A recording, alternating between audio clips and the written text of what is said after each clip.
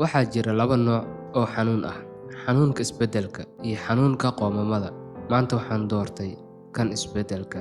Maanta waxaan bilaabayaa safar cusub. Waxaan go'aansaday inaan ka tago caadooyinkii waqtigayga luminayay, tamartayda iyo mustaqbalkayga dib u dhigayay. Waxaan doonayaa inaan noqdo muuqaal sameeye dadka wax u tara.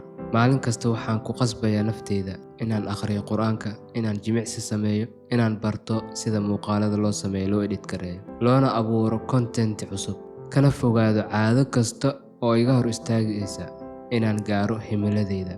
Ma noqon doono qof quusta marka ay xaaladuhu adkaadaan. Waxaan noqon doonaa qof sii socda xitaa marka aanan dareemayn dhiirigelin. Kani waa maalinta koowaad ee safarkayga. Ma ballan qaadayo inuu fududaan doono, laakiin waxaan ballan qaadayaa inaan dib u noqon doonin. Haddii aad adiguna naftaada beddelayso, ila soco, aan aragno halka uu hal go'aan oo maanta la qaatay na gaarsiin karo mustaqbalka. Hal sano kadib waxaan noqon doonaa waxa go'aaminaya waxa aan maanta sameynayno iyo habka aan u dhaqmi doono.